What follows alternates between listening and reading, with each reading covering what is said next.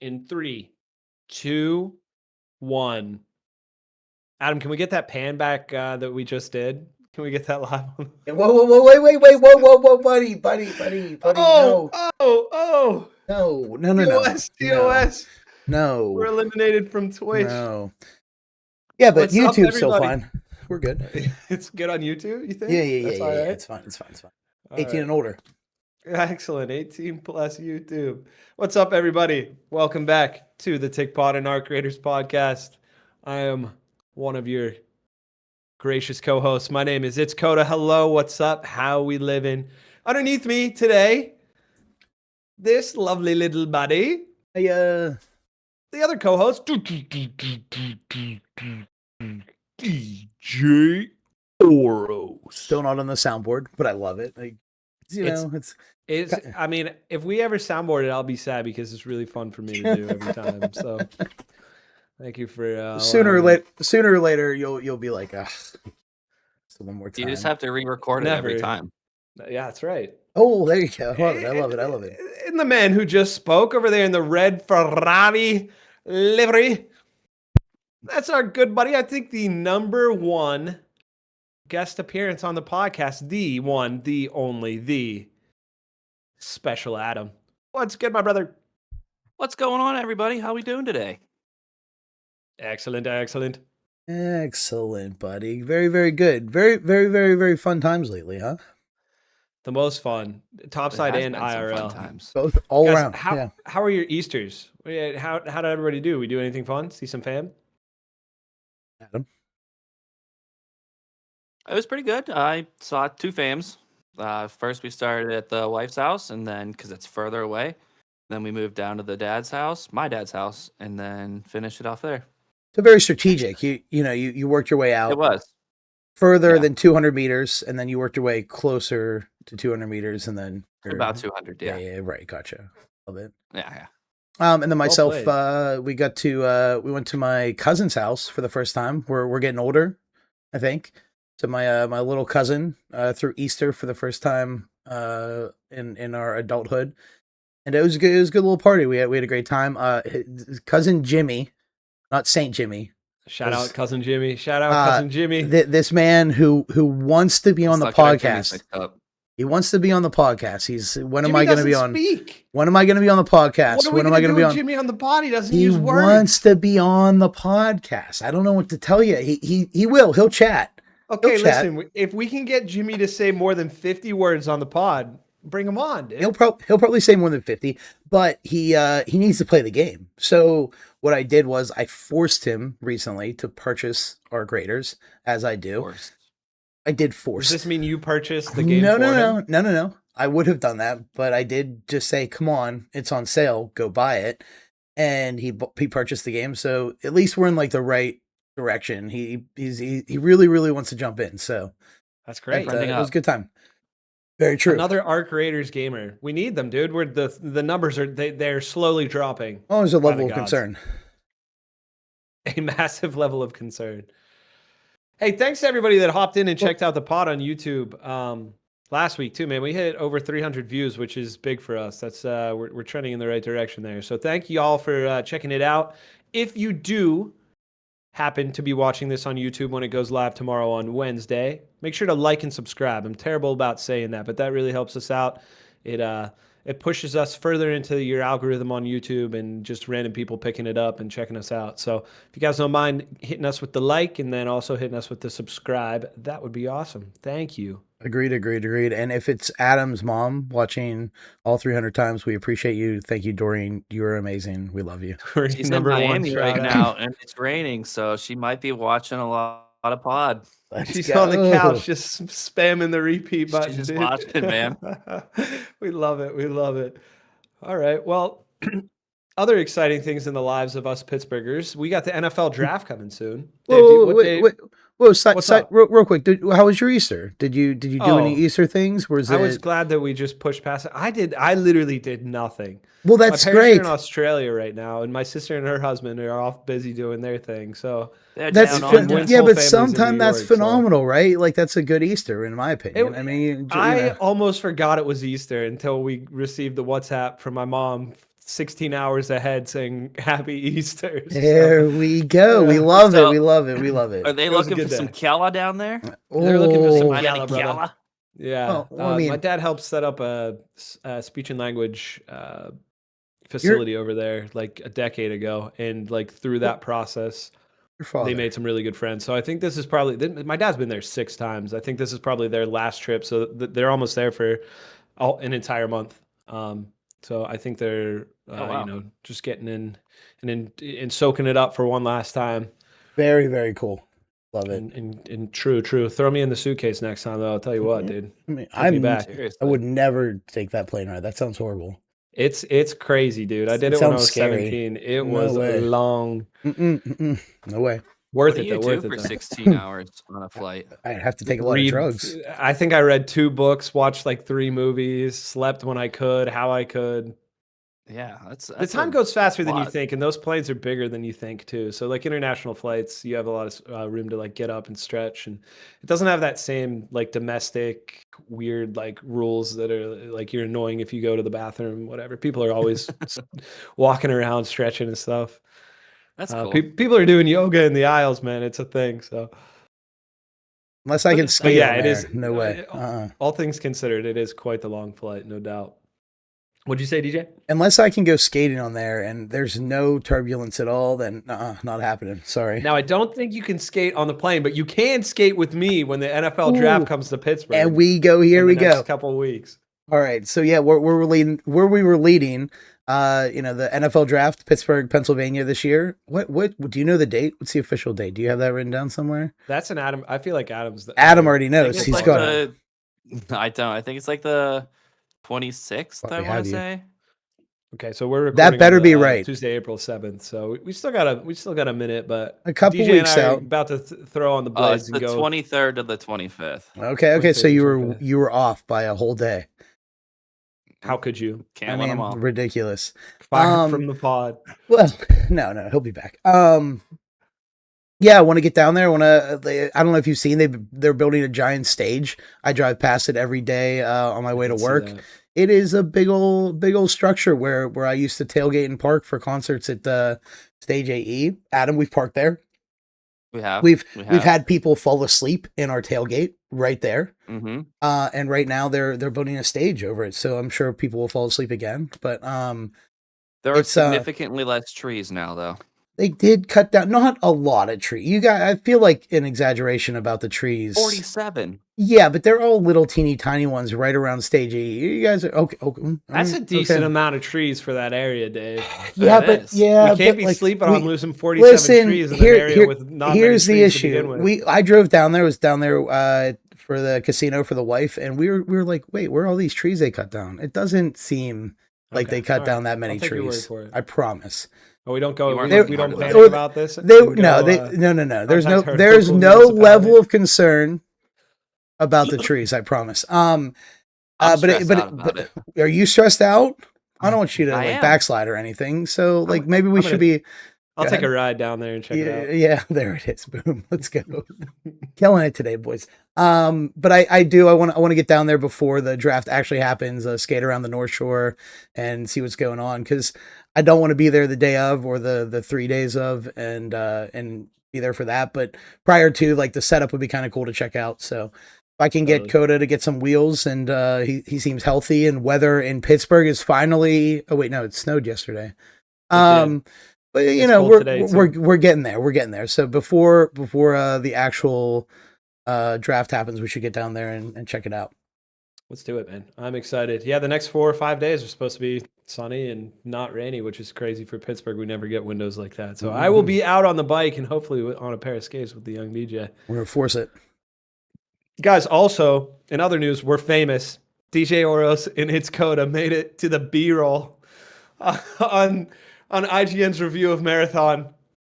There's some No clips. way. Yeah, there's some clips of DJ and It's Coda playing with Travis, who was Am I graceful down enough the to come whole join us time? 2 weeks ago on the pod. Am I on you the ground were. the whole In like time? 3/4 of the clips you're down. That's why he did it. I know that's why he did it. I haven't seen him, but I assume that's why he did it. It's good. It's good. It's good But it's good you know, res we can, clips. You know. We can retire now the The royalties that we receive from Well, B-roll on IGN will be plenty. massive. You know, he's good for that. I've done some other pre I haven't reviewed anything, but I've played with him for reviews, and seeing yourself in the clips is great, right? And it A was nice cool. little. It's like, it you was know, cool. you know, I didn't know, right? And I was just watching his marathon breakdown because I'm always interested what IGN has to say about the games that I play, if I agree or not. Ooh, and the world. And it was crazy, dude. I was like, wait a second, that's me and Dave. What the heck? Well, mainly me on the ground, you know. Ah, well, You're shooting. That's all that matters. True. And I mean, not to dig too much into it, but people, I've seen a lot of, like I agree. I think Marathon should be up there. Maybe I don't know if I would have given it a 9, but the world is up in arms about, well, maybe just the clickbait are up in arms about Marathon getting a 9 and Crimson Desert getting what, a 7. I think it was a 6. Like, well, there's, you know, and I mean, I did watch the Crimson Desert more than I watched the Marathon review, I think. And I mean, he gave a pretty solid breakdown of a lot of like bugs and such. And I don't know. I mean, you know, I'll yell at Travis later. He's a buddy. So yeah, well, I think it's important too for just the general person to understand that IGN reviews are not group-based reviews, right? They're Travis, whoever's doing, in this case it was Travis, did both reviews. It's a singular person's opinion about the game, right? It's not like they have a table of 20 people sitting down saying this is my review score, and then they have like an aggregate score from that. So as much as it's coming from a channel with a lot of weight, and I think they're like close to 20 million subscribers, whatever, there's a lot of people that pay attention to IGN, but at the end of the day, it is one person's review of the game. So I think it's very important that like, you don't get too up in arms about a review that one person has made, and B, you know, like if a game's not a 2, it's worth checking out yourself. If you have some interest in it, there's other people that review the games. I mean, Twitch is a massive thing nowadays. Go watch a couple Twitch live streams, and then if you want to bite the bullet, buy the game. If you're on PC, it's a no-brainer, right? You get 2 weeks to return any game ever. So, you know, grip the game, play the game, learn for yourself, figure it out for yourself, and then you too can write a review on YouTube saying that Travis Northup was entirely wrong if that's what you want. And a review is a review, right? It's an opinion, yeah. Like that is, yes. End of the day, it's an opinion. And if you are more of a PvP player who is reviewing a game, like then you are gonna lean more towards that if you're enjoying it more. So I'm with him. I'll stick with Travis on that one. I think he gets yelled at a lot for not a great reason, but I agree. I think Travis does a really good job, like you said, of explaining himself. He's a good reviewer on that level. Like even if you don't agree with his score, like at least he explains why he has scored it that way. So right. I had no idea one person reviewed those. So that's pretty cool to know. I was literally just going to say that I do think IGN should do a better job of saying in their description / just with their videos that this is a one person review and not a team of reviewers going in on that. So, okay, there's that. There's our IGN breakdown for the week. Me and Dave are famous, dude. We're done. Hit us with the royalty check. Come on now. See you later, boys. All right, this week on the Tick Pod. In our Creators Podcast, we're gonna be. This is a Tuesday casual pod. Nothing too crazy here, ladies and gentlemen. We're gonna keep it casual this week. We're gonna do something that we haven't done yet. This is episode 19, rapidly approaching episode 20. So we're gonna do a little like background on who Dave and I are, and we'll have Adam hop in there as well since he's our most common guest, and we'll just let you guys know where we came from, how we arrived at this place, what got us into gaming, and then what founded the Tick Pod in our Creators Podcast. So we're excited for that. Other than that, we are going to be talking about the Close Scrutiny event that dropped last week. We've all had a full week now to play it, get our impressions from it, rate level of difficulty, how the community is reacting to it, all of that. We'll also be going over. We have all been fully committed to the Trials grind. I think there's 5 or 6 of us that play the game consistently in our group chat, and we are all currently hotshot. So look out, dude. We're coming for top 1,000 Cantina Legend inbound. I'm so about it. You know, I hope that everyone else is gonna push like I want to. But I enjoy it. I think I think we recently stumbled upon the trials world, and I think the local community with like in the friend group of being like, hey, well, I'm at 55,000. What are you at? And I think that makes me want to do a little. I will take that one extra run to get a few more extra points on a trial if it means I beat Derek in a stat. That's all that I know. So it is certainly a healthy amount of friendly competition within the group. Like, somebody saying, "Hey, I'm at 72K for the week," and I'm like, "I'd be at 84K. What's up, buddy? I'm first on the leaderboard." So yeah, that's great. You're right. You're totally right. It's nice within the friend group to just. I said to Toop the other day too, our good buddy Toop, who's been on the pod. It just gives the game a good purpose again. So we'll get into that in kind of where we sit about 5-6 months into the game's life cycle. And then yeah, as always, we'll be doing our classic pop hits and little DJ Oros workbench at the end there. better believe it. You got anything good for us this week? And you set us up with I'm gonna no hints. We're gonna chat about some stuff, some things. That's all. Okay. And I'm gonna jump into things that I wanted to be workbenches that they did fix already. So I'll be happy a little bit in the beginning, and then I'll yell about stuff later. Perfect. Well, that's my favorite DJ Oros Wombo combo. Yep. Little positive, little negative reinforcement. Little positive, very negative. Yep. Perfect. All right. Well, before we get fully into it, today, excuse me, on the official site, they released, or on the official Discord, they released that they will be doing a special Scrappy stream. According to the post, it says, Raiders, mark your calendars. Tune in tomorrow, which is Wednesday, April 8th. So if you're watching this on YouTube, it's today. Right when our video drops. So conflict of interest. Oh God, what will we do? No, it'll be fine. For a special Scrappy stream featuring Oliver the Rooster in a mealworm cannon. It's going to be feeding time in-game and on stream. So don't miss it. Tomorrow, Wednesday, April 8th, 2026, 1 p.m. You can find this at twitch.tv/Alvius or Alvius Sanctuary. So we'll post that link in the description below the episode on YouTube if you guys do want to check it out.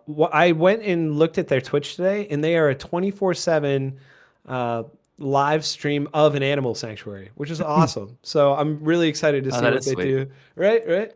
I'm really excited to see what they do with Oliver in this mealworm cannon. I hope they don't hurt him with the mealworm cannon. I hope he just gets fed like crazy. You're telling me they couldn't have just named him Scrappy for this? Like, no, man, he's a real rooster with feelings. You can't named Oliver. Does he have feelings? He knows he knows his name. They're like, Oliver, come here, bud. Probably, man. Okay. You never know. You might be him. You might be Himothy. All right. We'll be streaming live at 1 p.m. For that one while we're YouTube's going, so we can watch it and see this nonsense together. I like so it. I signed you up for it. We're doing it. Oh, I'm signed up. Got it. We're both signed up. Time, so it's gonna be you. It's gonna be tough. Excellent. All right. Well, without further ado, let's get into our favorite segment of the week. We're gonna do a quick little pop hits. We're gonna have. He's frozen over there. No. That's just has great posture. Incredible posture. I think it's concentration. Wait, Coda. We were gonna stand for the whole episode. Like I thought that we were. Okay. Oh, and he's back looking on the phone. And you know what? I prefer the phone version somehow. I mean, from here on out, your 5G Ferrari. Your 5G Ferrari.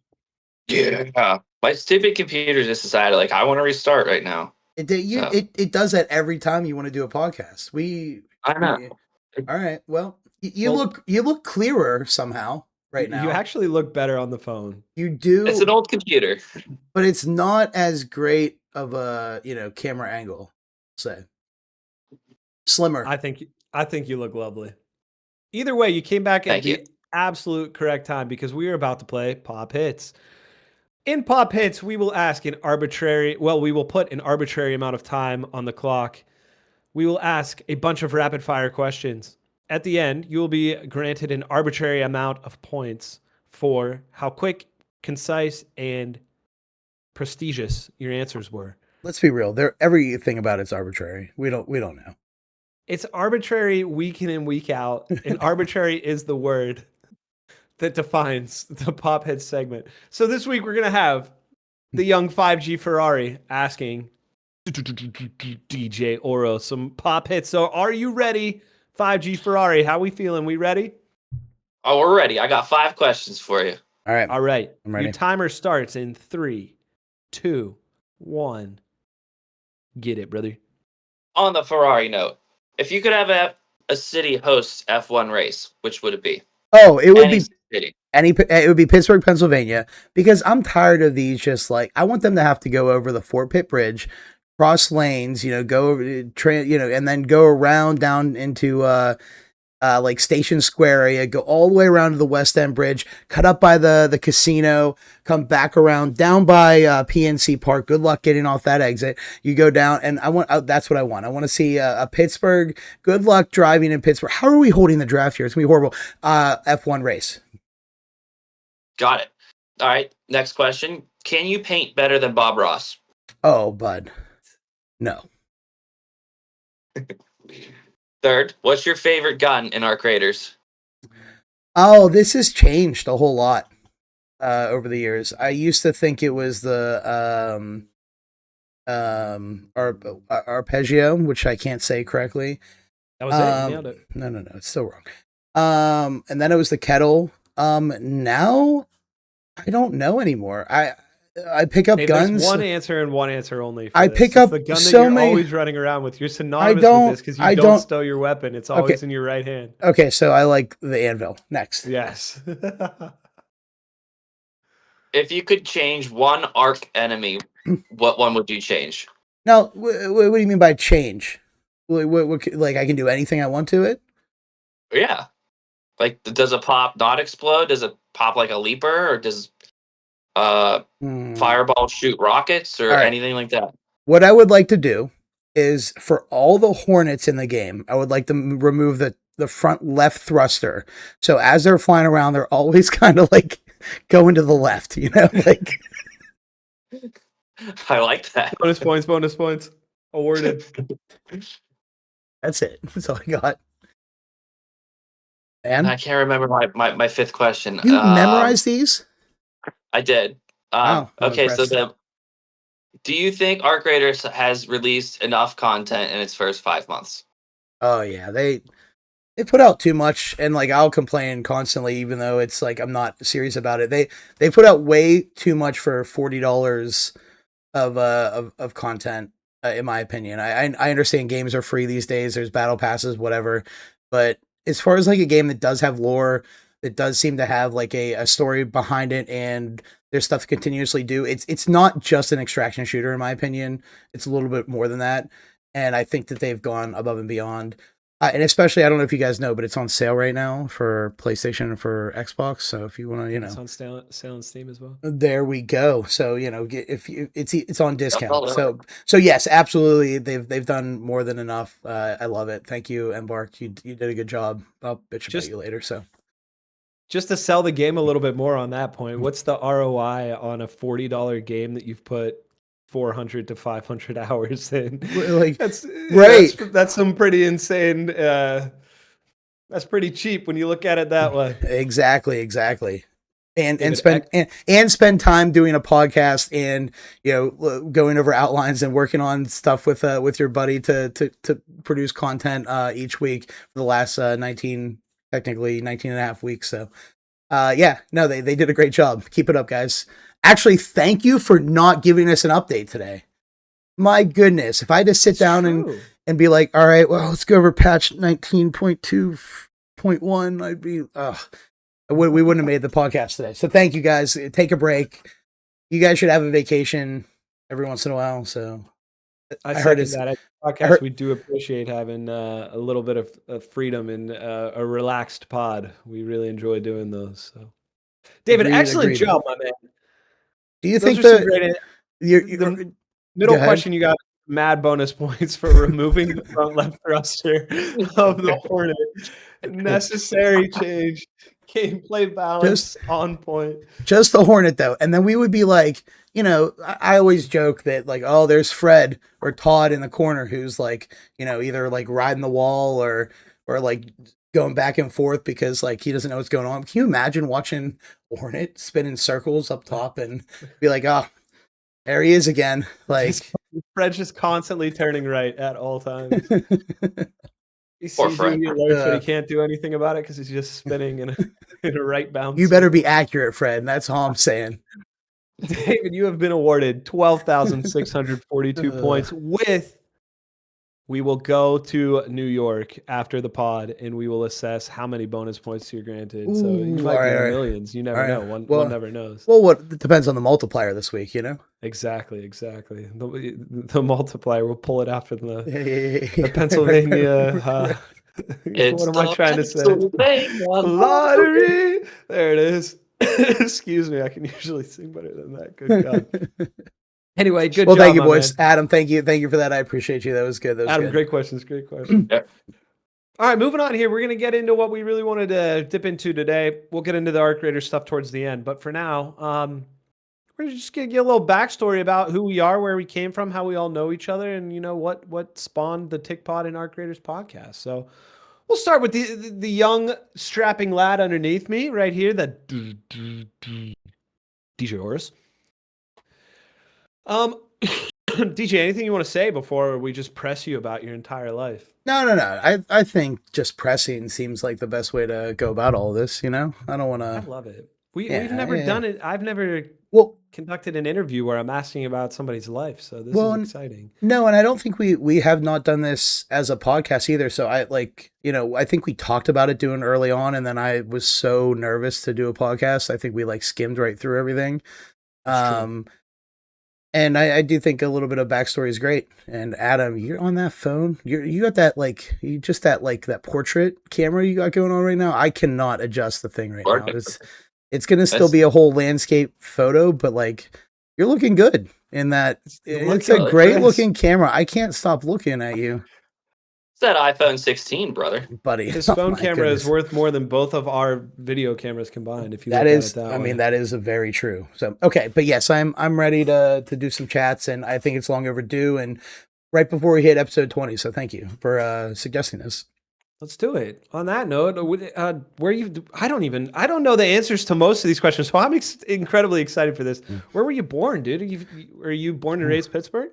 I am born, raised Pittsburgh, Pennsylvania, St. Francis Hospital, I think right next to Adam Miller. Yeah, there it is.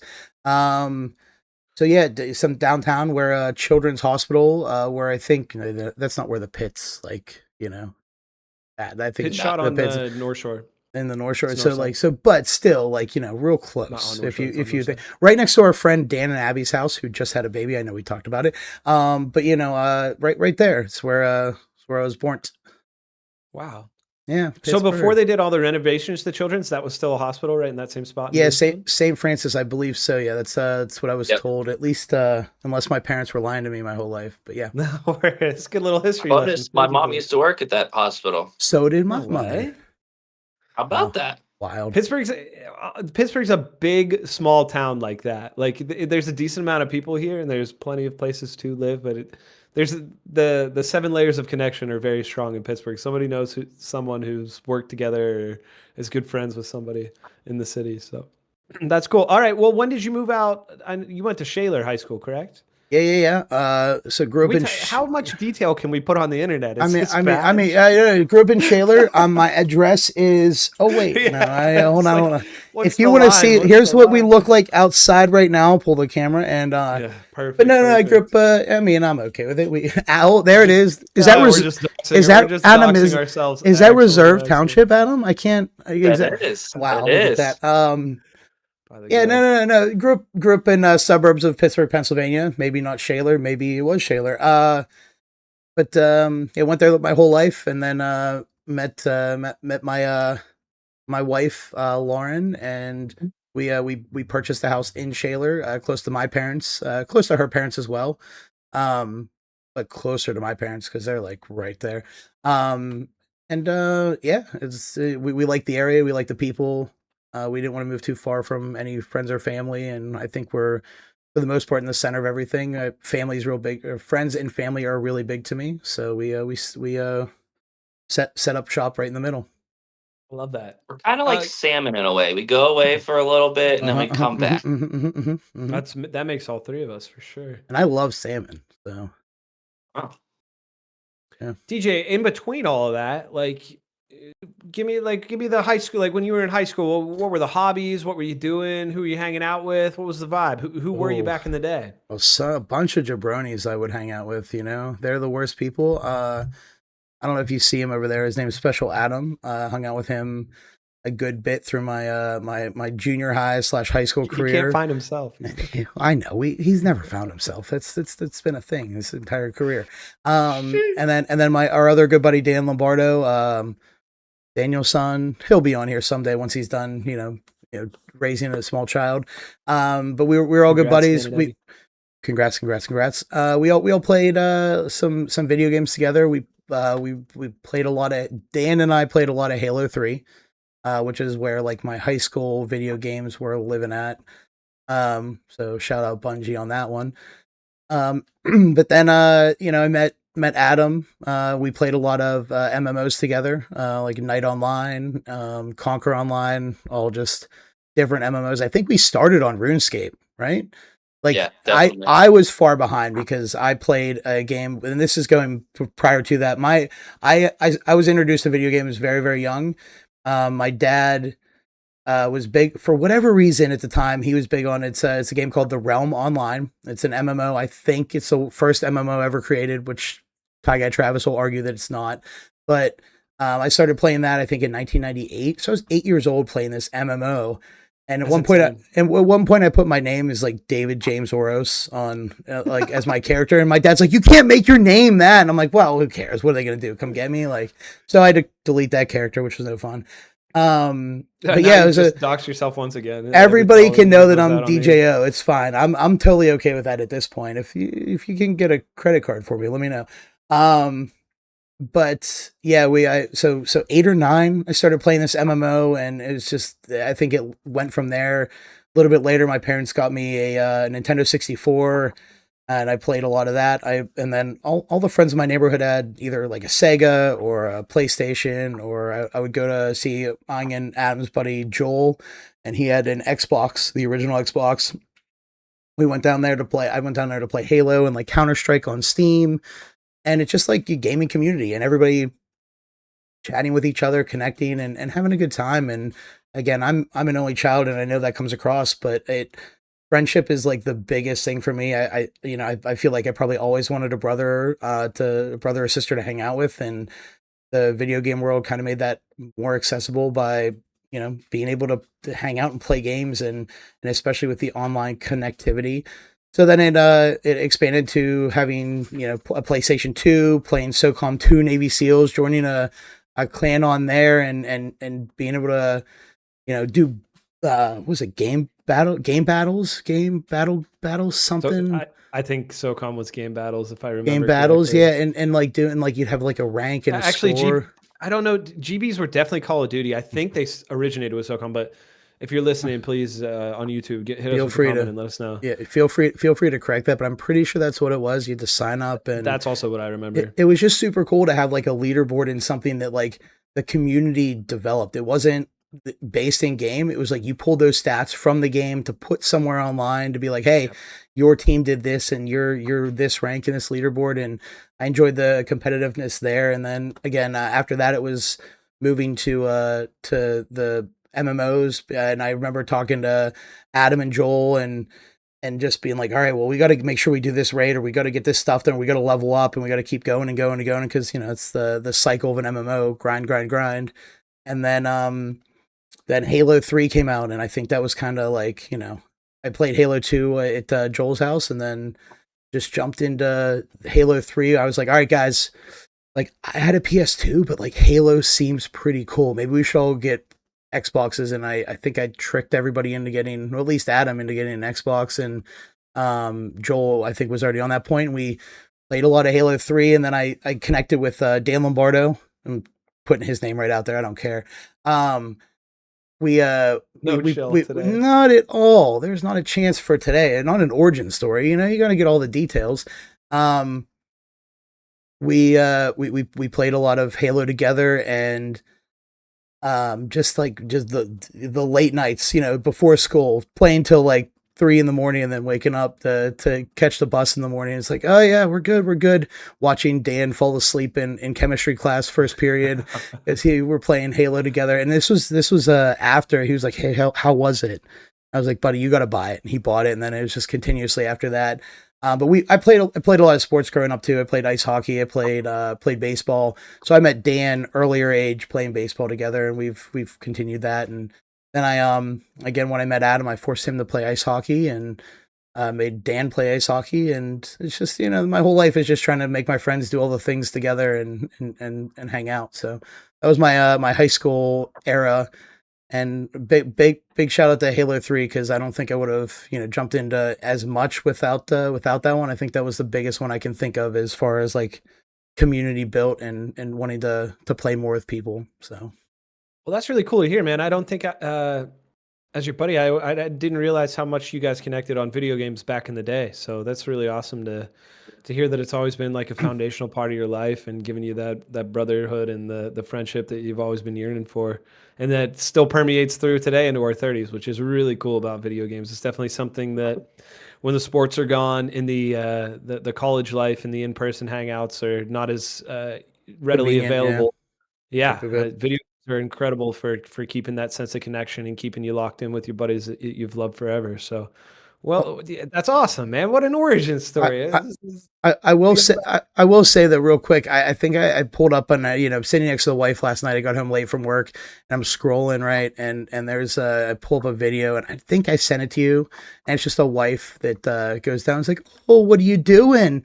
And he's like, the husband's like, this is my space. It's I don't want to be interrupted here. And she goes, oh, you want to play with your friends? You guys want to hang out together? You have little chit chats together, and just like picking on him. And he's like, yes, this is where we talk and have fun. And she's like, oh, I bet you love talking to each other on the phone all night long.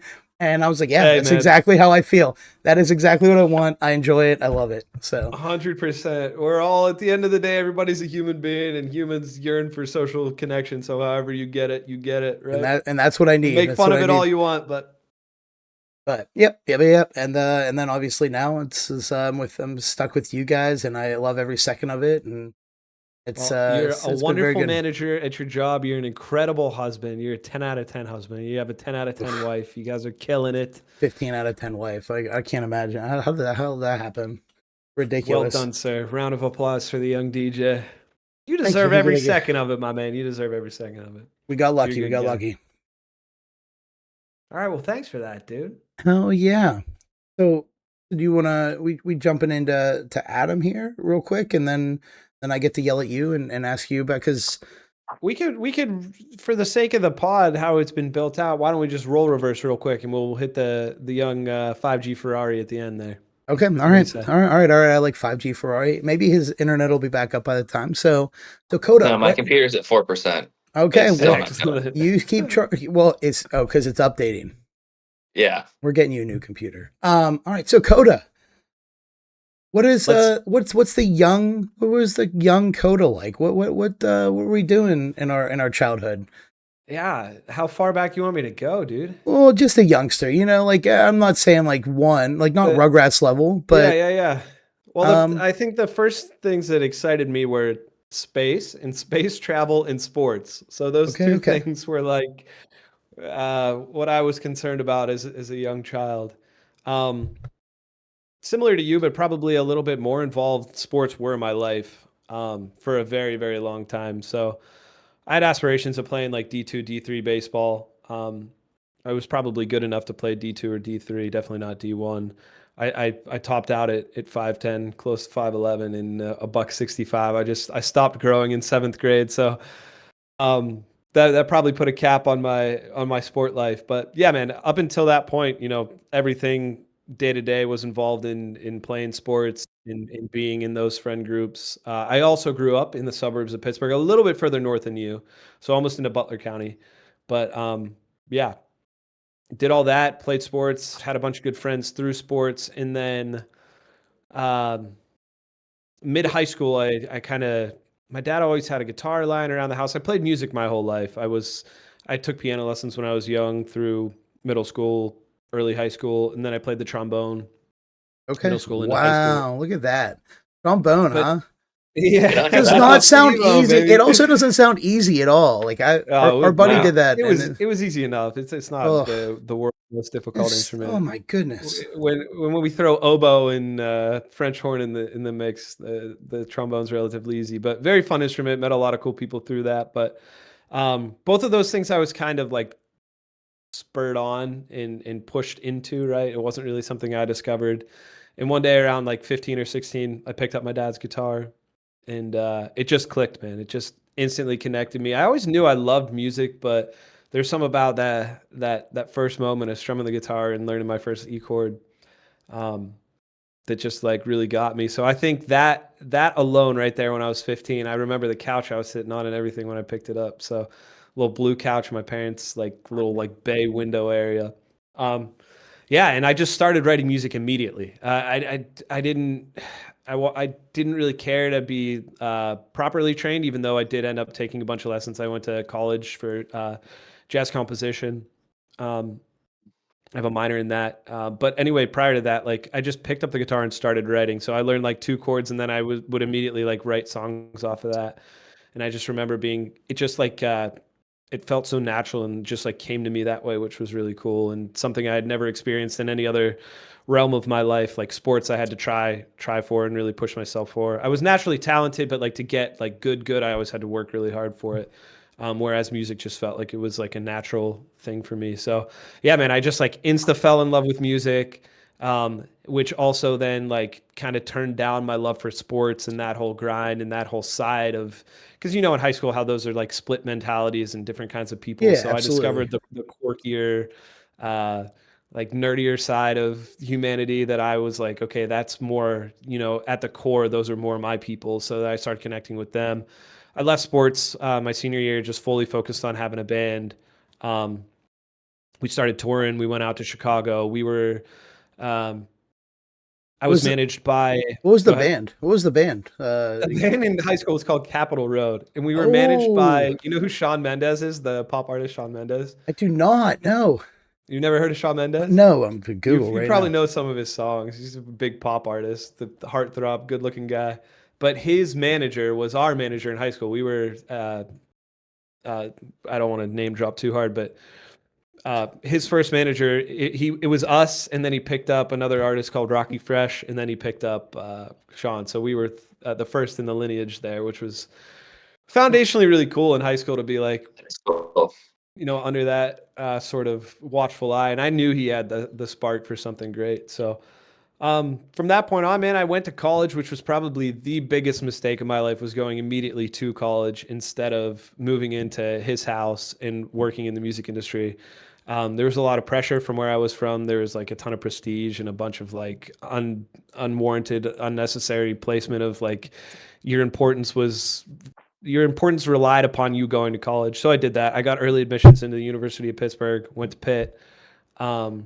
Did that for a year. Absolutely hated it. I felt incredibly out of place. I met some lifelong friends there, which was the positive, but just didn't feel like I was supposed to be there because I wasn't. You know, I wasn't doing what I was supposed to do. But at that age, you're impressionable and you're not fully aware of your needs and wants. So yeah, I did that. Then I started touring with a new band called Daily Grind, and we did that for. Grind, huh? I don't know. How long did we do the band for? 6, 7 years, 8 years, yeah, maybe? yeah. We were on the road for so. 6. I think the band totally was almost a whole decade, about probably 8 or 9 years worth of life. But yeah, man, we saw the whole country, I would say 6, 7 times. We did the East Coast a lot. In 2 or 3 of the runs, we went coast to coast. So toes in the Atlantic Ocean, toes in the Pacific Ocean. We bought a 15-passenger van. The first tour, we didn't even have a trailer on it. We did a 90-day tour. Sounds so rough. Rough is in perspective. In my 30s, absolutely rough. Would never recommend to anyone in their 30s to do it. But when you're 22, 23, man, there was nothing better. I think it taught me a lot about life and what's necessary and what you actually need. And you know, you can live city to city, paycheck to paycheck, and still find what might have been the happiest period of my You life say happiness, from right? that. So Right. Yeah. exactly. And just the basic, I think my biggest takeaway from it all, not to be too long-winded, but was just the basic human decency of people in those environments that would offer up a bunch of, sweaty guys from a fan. They had no idea who we were. They would offer us their house, couches, beds, showers, food, the whole nine, just from watching us play one show. So I think I learned a lot about humanity in those times, and it was a really. I kind of grew up in like a bubble high school, and something I really wanted to do immediately after that was break that bubble. So I started flipping houses inner city Pittsburgh. That was one way. I started learning about the rest of the world and how other people walk through life, and then obviously the band really exponentially multiplied my experience on that level. So yeah, man. So we did the band thing, and then I got into bartending. Okay, before I got into bartending, I went back to school. I finally finished my degree when I was 27. I graduated right into COVID era with a sociology degree. And if anybody knows anything about sociology, A, it's very difficult to get a decent job with a sociology degree. And B, most of it is like foundationally dependent upon being able to do field work and or doing face-to-face work with other human beings. So nobody was hiring. COVID didn't help. Is what you're saying. COVID did not help whatsoever. So on a whim, I was like, I bartended when I was like 19 to 20 at a country club. I had that tiny bit of a skill set under me. I was like, okay, I'll go back and revisit this for a few months until I can nail down a job. And I just ended up falling head over heels in love with it. I just love the human element of it. I love the coworkers in that industry. So yeah, I mean, since that point on, that's what I've been doing. Just living behind the bar, and my MO, my ethos is like, no matter how you came into the bar, if you were having a good day, if you were having a horrible day, or anywhere in between, I just want you to leave having a little bit better of a day, and just maybe thinking some thoughts that you weren't thinking prior. So yeah, not bartender ethos. Not to pump you up too much, but yeah, I've seen you bartend, I've seen you in that scenario, and it's just phenomenal. You take care of the people, you make it feel like, all right, hey, I came in here, it's a great experience just to be in here, and then you leave a little bit happier than and not just because of the alcohol than when you got in there. It does help. It does help, but it's not the main reason. And then also, not to jump back to it, but like the music, I mean, I think the first time, and I'm sure the first time I officially met you, you were coming by to string a bass for St. Jimmy. I think he had some strings that needed redone, and you and the crew we were sitting with, and it was like, again, I was just a random at this point, and you guys were sitting there, and you guys sang "Fuck Her Gently," like by Tenacious D. Tenacious D. Shout out Jack Black. He's real big in the world. Let's get him on the pod. It's a crazy song that we would have but played. Yeah, but like it was a good, like, I don't know, it was just the way it happened. It was like it was beautiful. It was a beautiful moment, and it was great. And every time I've seen you and listened to you play music, you're phenomenal with it. So thank you, man. But again, and then we get to, I'm just happy that happened, that I get to jump into this with you. So it's a great origin story, because I mean, who would have thought? Right? I also, first of all, that's how Dave and I know each other. So just so people know, we connected through the band era, through the band days, and then that's also how I know Adam is then through Dave. So music certainly brought us together. Dave is a head over heels music lover. I consider myself a music lover, and Dave is like times 20. So the man loves music and everything surrounding it, and that is how we met. But yeah, I also, I don't want to skip over my gaming life too, because that was like massively important. Yeah. So let's get into that, please. Yeah, I grew up on the PlayStation. I know you were Xbox boys, but first thing I ever got, my favorite Christmas present of all time, was like back in the day. I'm definitely gonna date ourselves, but like early 2000s, late 90s. You'd have like the VCR.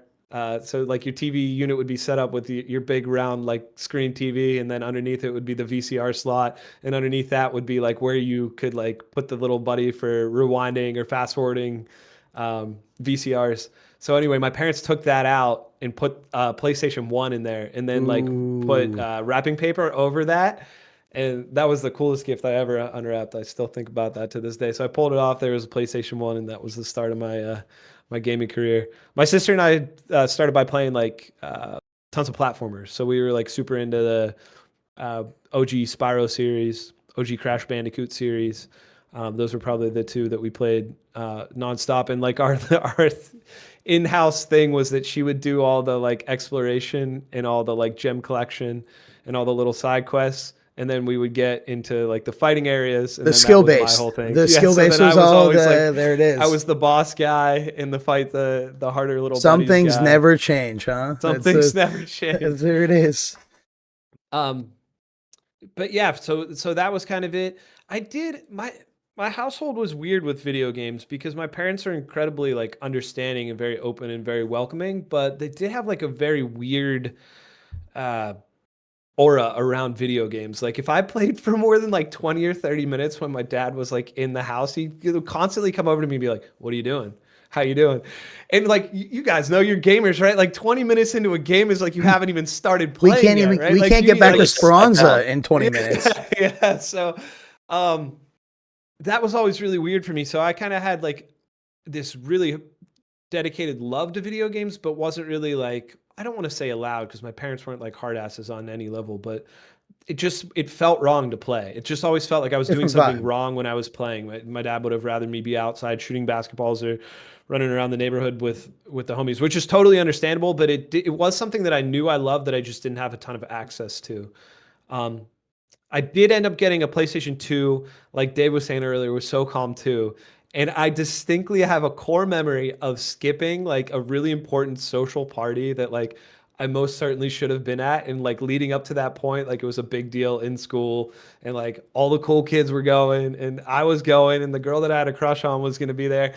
And I found SOCOM 2 online, bro. And I was so obsessed with it that I was like, yeah, and my parents like weren't at the house for that night, so instead of going to the party and like doing whatever I wanted, I was like, I'm staying Grinding at out home some and SOCOM I'm too, grinding baby. some SOCOM. I have so many memories of that game, dude. That was definitely the moment in my life that I realized like this is something different for me. I love the competition. I love that interaction. And third Go ahead. person. Just And it was yeah, third SOCOM was person, third person. Facts, which is facts. crazy to me. All right, go ahead. Yeah, indeed. Yeah, so then my whole gaming life fell off really after that. I dedicated way more time to sports through like late middle school, early high school, and then all of that time ended up going into guitar and being a musician. So I did not come back around to video games for, I would say, close to 8 to 10 years. I re-picked up a PlayStation.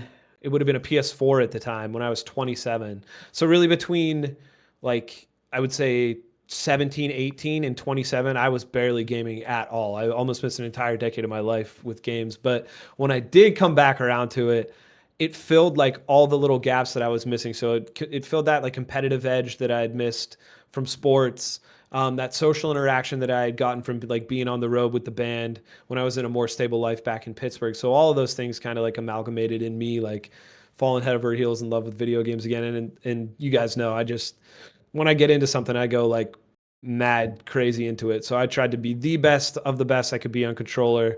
I think like my best game was Marvel Rivals when it first dropped on controller. I was like top 0.001% in that game, like Celestial and beyond when that was like in, when everybody was playing that game. So that felt really good. But otherwise, like Call of Duty, Apex, anything that was sweaty and competitive, I was playing. So, and then within the last year has been like the foray into mouse and key for me, which has been like a new whole learning arc and like a really nice way to relearn how to aim and really have that skill ceiling just massively push up. So, which you've done well with. I can't turn it off, dude. Even early mid 30s, like I still have that desire to.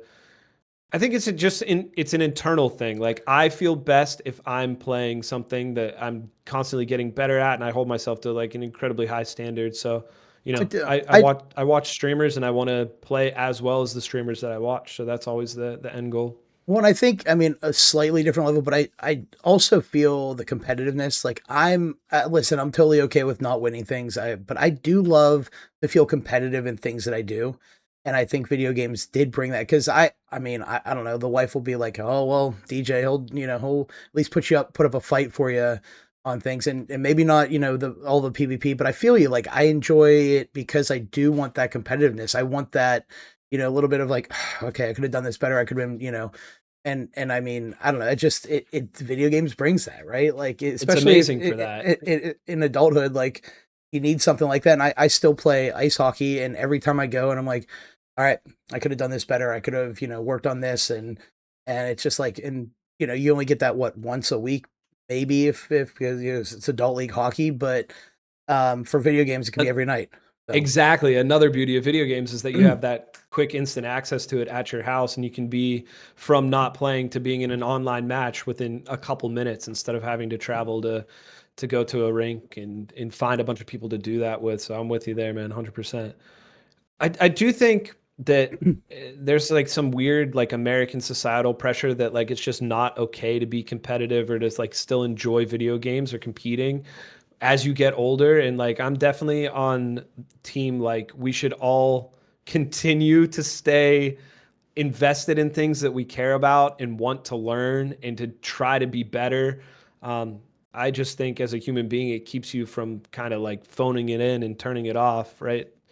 So that's my take, man. I think as the 30 plus community of video gamers, there's plenty of us now that like still have that mentality, and that should not be shunned upon or, like roasted because we are of a certain age. Like you don't just turn 30 and automatically lose all of your competitive edge or all of your desire to be good at something or to feel like you're invested enough in something that people pay attention to what you're doing. So I mean, some of us want to drive for Ferrari. I mean, look over here. So I mean, like I get it. Like it's get them in there. 5G right. Ferrari, baby. 5G Ferrari. Well, on that note, let's get a little backstory from the young 5G Ferrari, aka Special Adam, aka the one, the only Adam Miller, aka Alfred Cruz. Give us what I got a way different side of competitiveness than you guys. So I'll just start with baseball because I played baseball like from a little guy, T-ball, all the way up. And like I was pretty good at baseball. I made all-stars like every year in a row for like 5 straight years. And then once like the field like got bigger, I don't know what the like Colt League or whatever it is, it started to get competitive, and then I shied away from it. I didn't like that. It was just yeah, it was too much, and I just didn't really enjoy it because while I was good, I just thought it was like next level for other people, and I just didn't like that. So and that's when I kind of started finding video games and playing them. I started playing like a lot of Grand Theft Auto. That was the main one, like Vice City, San Andreas. Like I love those games, and I would just drive my car around, kill people, get killed by the police. Just the whole vicious circle of Grand Theft Auto in life at the same time too. But then that kind of like GTA. right, that game is just so much fun. I spent hours and hours just finding the little Easter eggs and doing the missions, playing through it multiple times, see how fast I could do it. So like I was competitive in that way, like competitive towards myself, but not with other people. Sure. So then fast forward a little bit, like I got a PC. I saw my brother was playing RuneScape, and I was like, "Oh, what's this game?" And then we only had one PC at the time, so basically I was 2 years older than him. So I got home from school first, so I got the PC. So basically I sort of like kind of kicked him off the PC, and then Aha. yeah. So that was my way of getting into gaming. And then he kind of found like his own thing to do. And so then when we kind of moved when we were growing up, I kind of like switched from RuneScape to different games because I found Dave as my friend, and then the other friend Joel. But me and Joel used to be on the phone from the time we got home from school at like 3 o'clock till like midnight. Just on the phone, eating dinner at the same time, just playing computer games all day long with each other. Which I was very jealous at this time. I want everybody to know. I want that to be very clear that I was jealous. Okay. All right, cool. Keep going. Dave jealous, check. Very jealous, very jealous. Well, we did have our fair share of 3-way phone calls. Buddy, we used the 3-way phone call very frequently. Okay. Was this from the landline back in the day? Were we hitting up the landline? On the wireless phone, on the wireless landline. Yes, phone, and we were for hours and hours. But I remember going to Best Buy and be like, "This phone sucks." So I went and bought a new wireless phone to landline talk What an with. investment! What an investment! Right? At that And then I age? had to get 2 of them because one would die. I was being on the damn thing so long. So it's something I'm really curious about with you, Adam, is like, when did you discover, because I know you're definitely like more chill on the competitive level, but when did you discover you're like, I think you're incredibly competitive in racing. When did you discover that that was something you were into, and that was something that really like clicked with you, as like you could challenge yourself to be better than yourself? Because I feel like that's your competitive edge, is like an internal competition more so than external. Yeah, I'm definitely more internal competition than external. Like I said, baseball kind of started there. Just seeing like everybody working out and like spending hours on their craft and like that. While it's me, but I do things a little differently in that regard. Like it's just challenging in a different way. Like I like the external pressure, but I'm also shy too. So like if I can challenge myself by myself and get better, like it doesn't necessarily matter if people see that I'm the best at something or Sure. the worst. Like I can keep that to myself and then I'm proud of myself one way or the other. But as for racing, my brother came over one day and just downloaded F1 on my Xbox, and like I'm like, what is this game? I'm never gonna play it. And then Yeah. one night I was bored, and I just clicked it on, and then I started playing. And next thing I know, it was like 11, and then it was like 6 a.m., 7 a.m. in the morning, and I was just still sitting there playing the stupid racing game. Not And then stupid. like I just He was hooked. Not stupid at all. Not dived stupid at in, all. and then from like there, like I always liked racing games. I remember like PlayStation 2 back in the day. You go to like GameStop or the different mom and pop video game stores. There was this one game, I can't remember what it's called for the life of me, but you basically race these fancy ski-doo type things around. And Yes. Wave I Runner? asked my No, no. Yeah, it, what was the it, game? I I know can't this game. remember. It I know might the have been game. that. And but I asked my mom, "Can I get this?" And she's like, "Are you actually going to play this game?" And I played that game for hours and days and weeks. And again, like so, like the racing was always kind of there, but I just didn't find it until my brother downloaded that game on my Xbox. Also, soundtrack was phenomenal on that game. The Sea-Doo game, it was great. It was a Yeah. beautiful soundtrack. Oh, hmm my goodness. Even like Forza So Horizon fun is what 4, he's talking Horizon about. 5. I'm trying to play that game immediately. I'm trying to hit some Wave Runner racing. It's fun stuff. Heck yeah, dude. But anyway, Forza Horizon 4 or 5, and the new one coming out. Like I'd always just again exploration, but there's also driving elements to it, and you could challenge other people there too.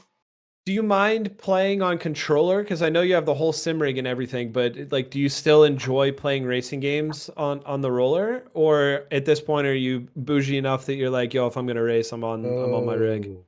I'm getting to be that point. I'm like, Oh. Hey, And the man, yeah. Nose up, for nose in the everybody air a for little everybody bit, little listening, this pinky, little man pinky. built his own rig.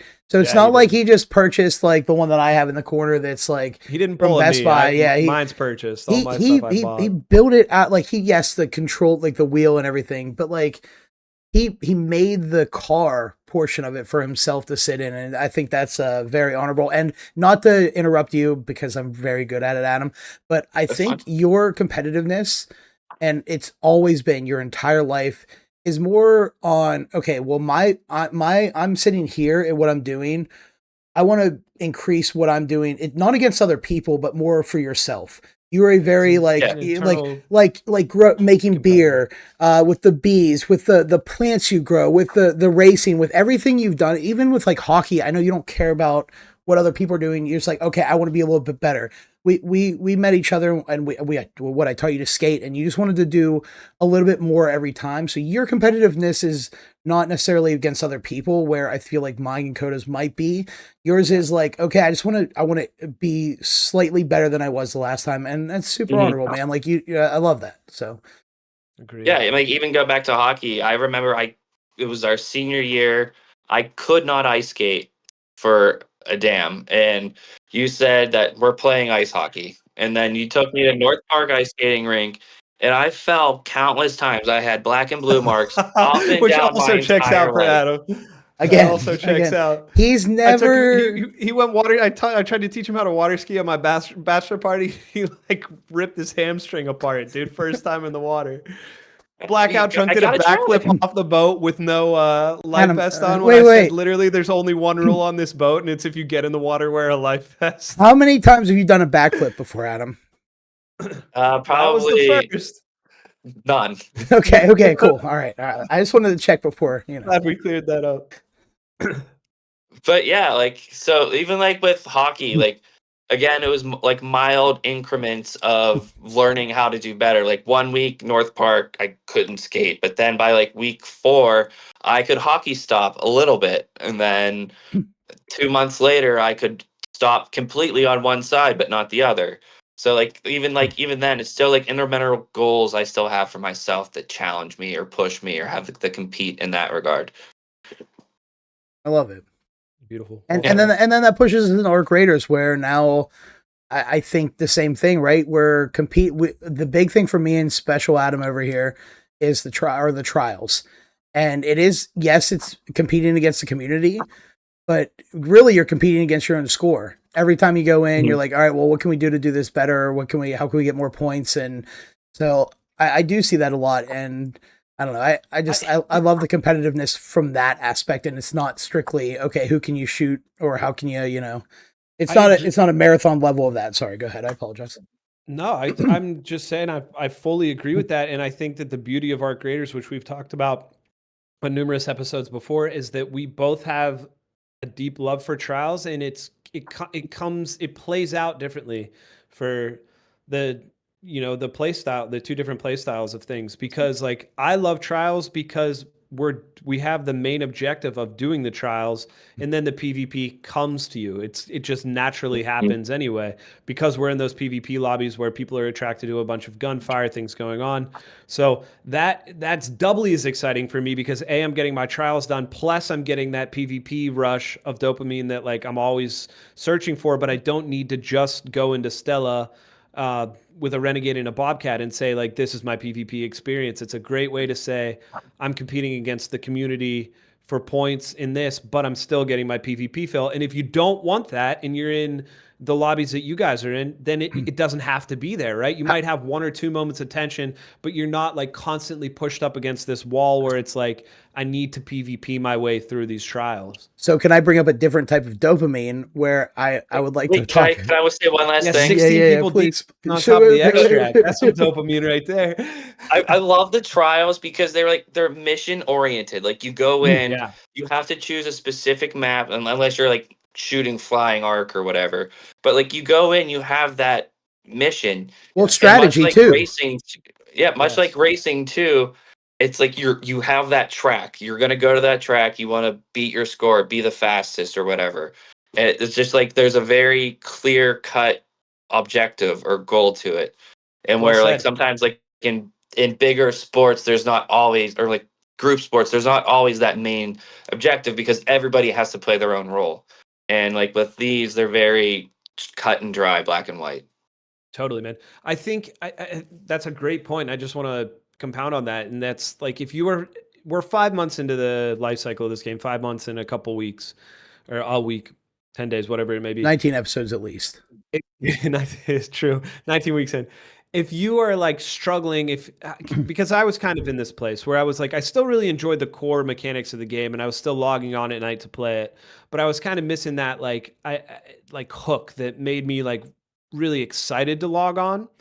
And I think if you're somebody like that hasn't tapped into trials yet, trials is a great way to realign like your desire to play the game. It gives you an intense, or I don't, intense is the wrong word. It gives you a really nice sense of purpose in like, hey, I'm here to get A, B, and C done tonight. If you're somebody that needs that laid out, you can look at the leaderboard and say, I'm at this number. I have 3 stars here, but I only have a 5.6K score. Let's go try for a 10K score tonight. And it gives everybody in your group, yourself included, that like Adam was saying, that mission-oriented focus of like, hey man, I love the mechanics of this game, and this is just another way for me to like reinvest and refine some merit in playing all the time. Because It is easy in a game like this to feel lost, and I see so many comments online of people being like, I'm Why am washed I up playing? on it. What am I Like, doing? Right, yeah, like, right. what's end game? What's purpose? And yeah, all of those comments are legitimate, and people have their reasons for feeling that way. But I do think this game offers a ton of avenues to keep you invested if you want to be. If you don't want to look for it and you want to say you just wanted to PvP and then you're on the marathon or you're back to Apex or you're wherever you are, that's fine. But like this game does a great job of offering numerous outlets for your like competitive edge or your chill edge or your like mission completion edge. So that's where I stand. Well, and on that, it's like, so I come from Destiny, right? And it was like, okay, you need to do all of these things to stay in the world and keep doing like strikes and do the Crucible, which was PvP, and also do the raids and also do Gambit, which is PvE versus PvE. And I feel like there's a very healthy balance in Arc Raiders, because I didn't want to go do Gambit. It was horrible. I didn't want to do the PvE/PvE. The strikes after a while get boring. You do so many of them. This game is that perfect, like, I don't know how they did it. And it's not, and again, it's not Marathon because it's so different from Marathon. And I love both games for what they are. But Arc Raiders does. They hit that sweet spot of like, okay, you can go do all of these things and stay interactive and not feel like, all right, well, what? So it's just fine. Like, I push trials away from the first 2 cycles, semesters, seasons, we didn't, right? None of us. I didn't. I thought they were pointless. But I think that's cool, man. We were discovering the rest of the game and figuring out Right. the rest of the game, and that had our attention at that time. But the trial system has always been there, and then we found it now, and it feels fresh and new for us. But it's a system that's always been implemented in the game and been in place. So. Right. And with even with the how Arc Raiders is as a game, like you want to get more points for your trial. But there's still always that element you can get killed by somebody and lose all of those points, all of that hard-earned Yeah, stuff that you had. Yeah, you Yeah, still and then have, you that's still that have risk that reward, awareness. man. Yep.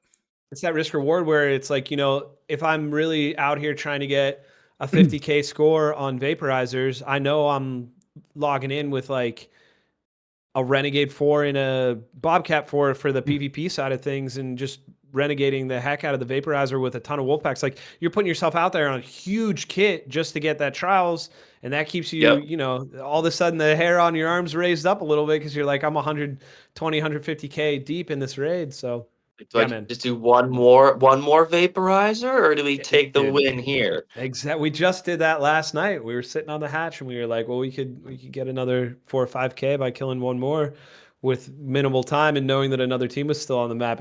I love that element of this game where you're like, damn, do we risk it for the biscuit or do we just go home right now? All right, Dave. I seen how excited you got about our one match. No, I mean, hit us with the dope. What's the dopamine? Where are we fishing the dopamine? Well, from? so the dopamine, real quick. We were in there. We were doing trials, right? I logged in Sunday night. I had Special Adam with me. I think the other 3 were all playing in a lobby together. And we were like, all right, let's just do some trial stuff, right? Like we have our group of people, and it's like, again, Arc Raiders, I'll talk about this later. Please make a bigger lobby option. You can do it. You can absolutely do it in this game. There's enough space. Just put less teams in. Just give us a bigger thing. We'll workbench later. But we jump in. We're like, okay, let's go. You see this right now? It was locked gate. You see this right now? Everybody, hold on. Hey, you can't be on camera doing that. Oh, if you're just listening and not watching, we got a cat. Whoa! Either dry heaving its life away or dry humping its life away. Whoa! It's just dying. In between. It is. Did you throw up on my couch? Oh, you did. Well, we'll get it later. But so we jump in, right? We're like, okay, we're on. Was it Lockgate? Lockgate. Yeah, Blue Gate, Lockgate. We go down. We're like, okay, we'll just open some stuff. Adam and I go down. We're super sneaky about it. We're like very like cautious. We get down in there, and Adam's like, oh, it's open. We can go in. So we go in. All we hear is like a group of 14 people talking. and they're like, all right, come with me. Bye guys. Come on, let's go over here, over here. We go in the entrance and it's like a group of 15 people they're all like, hey guys, you here to open some stuff up? We're like, yeah, we are. And we traveled through the whole underneath of the tunnels as a unit of 16 of us going around opening, and the person leading the group was like, oh guys, don't make sure you don't miss this one. There's a underneath the staircase. It's secret. You can't see it always. Go down and get that one. And then you can jump up here, but you make sure you double jump first. They took away the zip lines because there's no zip lines in Lockgate. So you have to jump here, then you jump here, and then you go up. And it was just so much fun. Weapon crate. Because all of us were like taking down these. Definitely a Destiny raid. All of us were taking down shredders. We were doing all the PvE stuff. It was hilarious because it was definitely a DJ / special Adam lobby, and we got so lucky that we went in there. We got like what 25,000 on opening containers because you have like no incentive to kill anybody else because you're literally just touching containers and running to the next one. But it was so funny that everyone was working so well together, doing all the things, and we just, I don't know, it was just a great time. It was a great experience. I loved it. And then on the way to extract, we got killed by a rocketeer, a comet, and there was like 4 of us dead, and we were all crawling. And you made it, right? Or were you also down? No, I went down. But I came and defibbed you. No. You might have defibbed me. I went down again, and as I was crawling more, one of the guys was like, "Hey, buddy." Hey, like his teammate, he called out to me. He's like, "Hey, defib this guy first. Don't defib me. I have a survivor on. I'll crawl to the exit. Make sure you get him. Pick him up now. He's gonna die. Pick him up." His teammate came over, defib me. I was able to make it to the exit. I'm like, "Adam, you good? Like, we have all these points." I was down too, but I just found the survivor. Adam falls into the thing. I think I was on a free kit at the time, and the guy was like, "Yeah, I'm good. Just no splash damage. Make sure I don't get killed by a rocketeer." There's like 12 of us in the extract as we're about to leave. It was just, I don't know, one of those moments again where you don't, and this is definitely my rate of the week if we get to that point, but it was just so much fun and seeing the community stick together. And then the biggest part about it was, we talk about competitiveness, right? I was in the lobby with our good friend Damage Out. You were, and I was in, and he was over he here. Was up on you all week. I was. All week. Well, here's the thing. Initially, I was like, "Hey, like I love that we're in the same lobby. Like it's super cool that we're in the same group together." And he goes, "Am I winning?" And day one, he wasn't, because it was like a Tuesday, and I said no. And then 3 days later, while I'm working away, he's like, "Oh," he sends a screenshot, and he's like, "Oh, I'm number whatever." And I was like, "Oh, he did poke the bear with the screenshot." And I go, "Dude, that's awesome." And he goes, "Well, this isn't gonna be fun unless you, being, nice about it." So I made a comment. I think I said, "Your points suck and you suck." And then the last day, and I told Adam I should have done it better, but at 3 a.m. I was gonna send him a text message that said, "Better luck next time." But I did it right as we finished it. So I don't know, the competitiveness is there, especially with trials, and I think that's awesome. I wish, well, we'll talk about it. Go ahead. Okay. I think it's incredible that like you have that experience in the game. Just to wrap that up, and that's something I will never touch. You'll get it sometime. I'll be friends with like maybe one team in the lobby, like if that, and then everybody else is not friendly, and then it feels wrong to be friendly in general. So I love that the game is like that, though. I love that it's there, and I love that people have these wildly different experiences, and they're in those lobbies because that's how they enjoy playing. I would not, enjoy my time in those lobbies as much as you guys do. So both ways are great ways, right? Yeah, exactly. Right. It's beautiful that they both exist. Okay, it's just real quick, because a $40 game can be played in so many different ways. It's true. That's why it's magical, and that's why it's a 10 out of 10 in my book. Yep. Just to wrap it up real quick, because we have gone long-winded today, but that's all right. We're going to do this in the future anyway. I just want to tap into bugs and balances real quick, because 2 new guns were put in the game last week, and the update did affect a few things. If you have played topside this week, you might have run into this bug. Something that's really annoying and not great for the state of the game is the reload bug. with this, and it's a slow reload. Like you go to reload and then you desk pop right after it, which like you fire one bullet after you reload your magazine, which is in itself annoying enough. But the biggest thing for me as a PvP player is when you get this bug randomly, you can't sprint in your reload animation anymore. So you're slow walking while you reload. And then on top of that, once you do reload, you're shooting a shot that you didn't want to shoot. So really bad if you're running like, for trials, sometimes I'll just bring in like a Pharaoh 4 for like big arc trials instead of risking like a Renegade.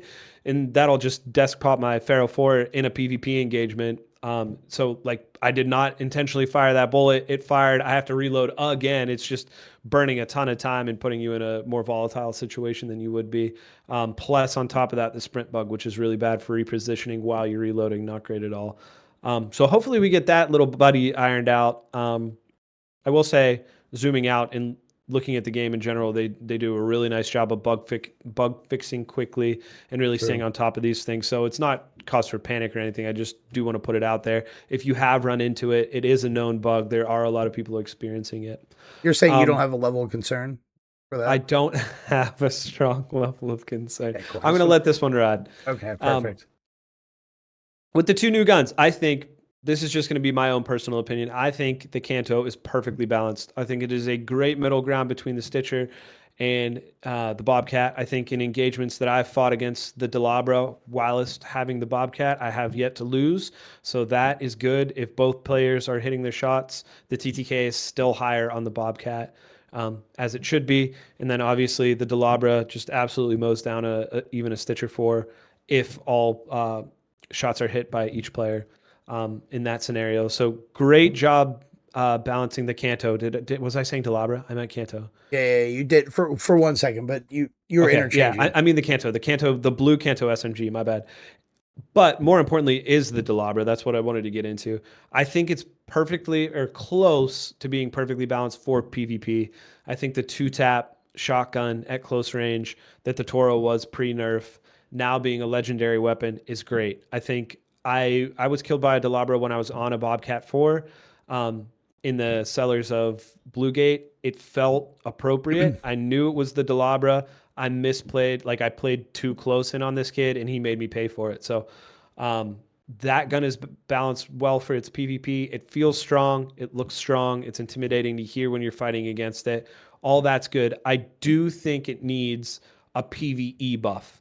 I don't think it does enough damage to PvE for it being a legendary weapon that was sold as a PvE shotgun.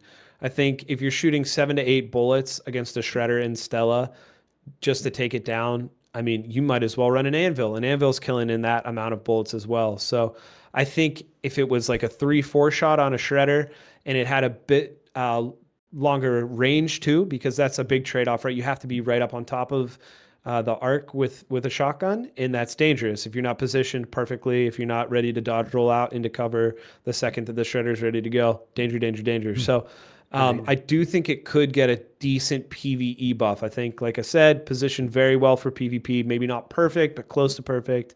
It does need, in my personal opinion, a PvE buff. How are we feeling about this, boys?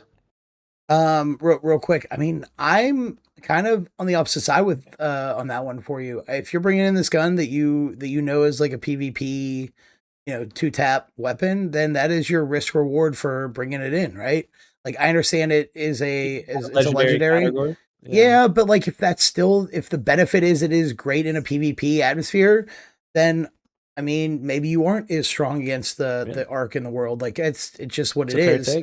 I'm not saying it shouldn't have a little bit of a buff, but how about just in that close range where it's supposed to be like absolutely deadly, right? Because 7 or 8 bullets on a Shredder, do you think that that's okay? Because to me, that's where I understand it range, but like if you're up on top of something like a Shredder, like I'm talking 3 or 4 bullets should take that thing out. Yeah, but even with an Anvil, like if you're shooting in those empty spots where the flaps stick up, the blue then that's where you're hitting and maybe a shotgun's not the right move there.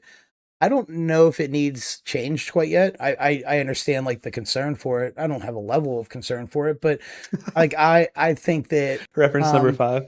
I just yeah. But I don't know. I wouldn't adjust anything quite yet on there. Let it ride for a little bit. If you're the PvP guy and using that as your PvP weapon, then bring in something else to take care of the PvE. You know, for right now, it might need change, but I don't want to. Let's not change things too quick. That's all. I think maybe it should have more arc armor penetration than what it does. Like the Jupiter, the Aphelion, or the other one, they have pretty good arc penetration. Like you can pop the core off the queen pretty easily, or shoot the legs off the matriarch, or even the bastion and whatever. It kills that pretty quickly. So maybe, or the leaper that like is heavily armored, maybe it penetrates more because it does 2-tap fireball, I think, and it doesn't. Like an anvil one shots a fireball, but that energy doesn't do that for a which fireball. is crazy. Yeah. Yeah. So I think that's what I think about that. Okay. Noted. Just more armor penetration. Love it. Yeah, obviously these are just our own opinions, and we don't work for Embark, but we just wanted to throw them out there for you guys to know and spur some conversation within your own little friend group. So, other than that, let's just skip along to let's go straight to Workbench. What do you say? Oh, no, real quick, Close Scrutiny, because I do think that was crazy. I got into it a few more times. We're an hour and a half into the episode. I know. 10 seconds. 10 seconds. Okay, go. It is chaotic. I love it. I got beat to smithereens so many times going into this event. But it was super, super, super, super helpful for trials. And if you played it right, like Sin brought us in, we're like, okay, let's pull the vaporizers over. And we were able to single pick them off, and we were in like semi-friendly lobbies, so it wasn't a big deal. It was just really, really nice to have that. Another like, I don't want to say grind. What am I thinking? Like just like an area that we know that we have the arc there, that we can do that kind of damage to flying objects, or because they're going to be there. You're not like, I mean, how many times have we gone in and be like, all right, we need to kill leapers. Where are they going to be at? And it was just really, really nice to have that other game mode, even if you're not doing the core thing. I'm scared to go into to jump down into there and actually try to do the whole event. Maybe once I have a little bit more friendly lobbies with Special Adam here, and we'll jump in. It's not even a friendly lobby thing though. That is just like they made this game mode hard. It does not matter your level of PvE or PvP prowess. It is just a hard game mode based on numbers alone. It's one thing to have one Rocketeer close and a couple Wasps and a Hornet. It's another thing to have 3 Vaporizers, 2 Rocketeers, 2 Fireflies, and a plethora of Hornets and Wasps. Like, no matter how talented you are at the game, that's just too many things to shoot at once.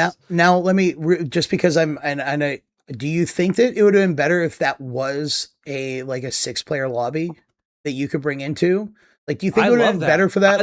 If they made that the one that it was like the harder PvE, and okay, you go in and then you have at least a chance of getting through this. I've loved that idea from you for since you started bringing it up, and I think you're perfectly right in saying that this is the perfect application for it.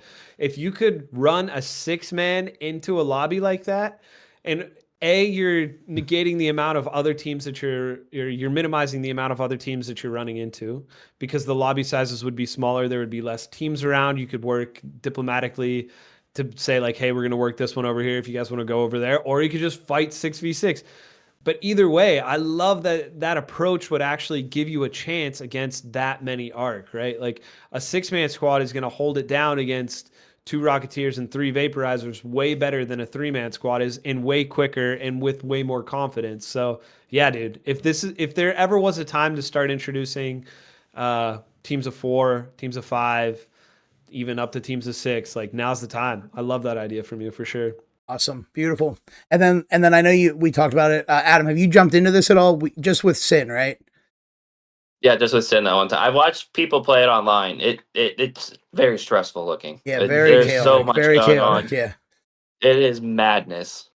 It is madness, and if you're gonna do it properly, like I've been on like 100K kit in there, and that's just already stressful, right? Like you have important things with you that you are not trying to lose, and for me that means that like you're always on edge too, with somebody just trying to rat you on the PvP front, like just waiting for you to finish killing the PvE things and then fighting you, or like catching you when you're not paying attention. So it's double stress for sure. And then, so my last thing on that is, and I know you have it in the notes here, but I personally don't think that the rewards are worthwhile. If it's that difficult, if it's that big of an event, give me something awesome, right? Like, yeah, I agree. I think we got to jack, at the very least, we just got to jack the BP rates through the roof. Like every time you crack one of those open, in one of the 3 of them, there should always be a blueprint. And then in the other ones that don't have a blueprint, there should be an increased amount of purple and blue loot, like, or maybe even way less blue loot, tons more purple, bordering on gold, legendary, yellow, whatever you want to call it. So yeah, Yeah, I'm like a with you. queen core, a matriarch core in every 6th one or something. Exactly. I did put in the notes that it's almost there, simply because you can pull the Delabra blueprint with relative ease from the assessors right now. But I think once the community, more people get their hands on that we do need some sort of increase to make the amount of art that are surrounding the assessors worth you need to make the juice worth the squeeze. If you're going to get in there, risk your huge kit, kill that much stuff, put that much money out on the line because you need expensive things to blow up that many arc, like you should be rewarded at least equally back, if not with some amount of profit. I like it. Agreed. All right. Well, on that note, let's roll right into the DJ workbench. What do you got for us this week, my Okay, man? You said you got one positive and one negative. What we got? I do have this, my Embark workbench of the week. My one positive is, and this was something I was going to bring up a while ago, that I'm a big guy on the free kits, and I go into a area on Buried City, and I go in and I just jump down to loot a spot real quick, go to the train, get out, right? And you can trade in your free loadout for a green augment, right? Are you going to say that they moved it in the menu and that's killing you? They did move that in the menu, which killed me. But what they did, which is positive, and this is why I'm not mad about that, I have a different workbench, is this the positive thing is that they made it so you could select more than one. Prior to, you could only do individual purchases with the free augment. Now there's a slider. You can pick as many as you have in your inventory. Thank you, Embark. That was great. Please keep doing stuff like that. Make it less annoying to play your game, especially in the UI, right? So good job. Well done. I'm happy for you. Yeah. Why did you put it in the corner? Because I definitely have purchased some green. I think I said, oh, I fucked up. And Adam's like, what did you do? And I was like, I just bought 6 green augments for no reason, because I was like, I knew I had so many. Yeah, because I know I had so many free loadouts, and I was go resell them back for less of money. Thanks a lot, Embark. But no, that was great. My Embark, please, my Embark workbench for this week, since we're very heavily on it, is I would love, and it can't be that hard for you. I like to preface, anytime I give them suggestions, because it's probably very difficult, but this got to be easy. Please let me see everybody else's trial scores that are on my friends list. Give me a leaderboard that I'm in, the group that I'm in, but also I would like to see a little, like, if I'm not in my friends' lobbies, I want to be able to talk some shit. I want to be able to be like, hey, Coda, are you slacking this week? What are you doing? Yeah. I think it would give more engagement with the trials if you could at least always see it. Not if it doesn't need to matter. You don't need to be able to be like, oh, it puts you up, down. Just, Adam, notice you're a little weak over there. And then a sidebar to that. That's good. A sidebar to that is I was in the sweaties of the sweaties for my moving up in my league this past week. And I had to try to get into the wherever I am, hotshot, or whatever the big one is, while Adam's over here in the sniffing flowers, chasing butterflies, and touching grass league, because he had what was next person was 54. The person in second place had 54. We're in the same level. We were in the same level. It's not like he was down a bracket or anything. You were both Daredevil, what? 3? 1. We were both Daredevil 1. Daredevil 1, okay. And because we both made it to Hotshot this past one. We went up 3, but still, like, what are we doing? Went up 2. I mean, it was Easter, so maybe everybody just stopped playing for that night. So that's no excuses, crazy, dude. 50. I don't even know if 54 in my lobby was promotion. Like I came in That's what second I'm and saying. I was like 83.2. He sent me the picture and I was like, "Are you kidding me right now? I'm fighting over damage out over here to make it, and then so, but That's a tough look. That's a tough look. But I would love to be able to the back to the important thing. Please let me see all what my friends are doing, because I think that would be a good competitive edge and make more engagement with trials. And I'll like, oh, I saw you didn't really try that hard this week, and Yep. and we I'll can piggyback on that, Embark. I think you retain your entire player base a lot more people stick around if they can see their friend scores and they can compete against each other like that. 100%. I agree. Love it. That's a player retention 101 right there for sure. All I got. Excellent. All right. Well, thank you so much to Special Adam for joining us this week. 5G AKA Ferrari. 5G Ferrari. 5G Ferrari, the new gamer tag, baby. 5G Ferrari. Look out for him on the racetrack, ladies and gentlemen. Once again, we are the Tick Pod and Arc Raiders podcast. You can follow us on all socials at the Tick Pod. I will say once again, if you guys are watching on YouTube, if you don't mind liking and subscribing, it helps us out a ton. It gets our name out there. It gets our podcast circulating to more and more people that might be interested in it. So yes, please like and subscribe. If you have a second, we appreciate you the most. As always, my name is It's Coda. Thank you guys for listening. Right below me, my best friend in the world, the DJ Oros. There he is. We'll be rollerblading here sooner than later. Better believe it. Thank you guys for hanging out, and we will see you. Enjoy your raids out there, topside and in Speranza, and we will see you next week. We love you. Peace. Ciao, ciao.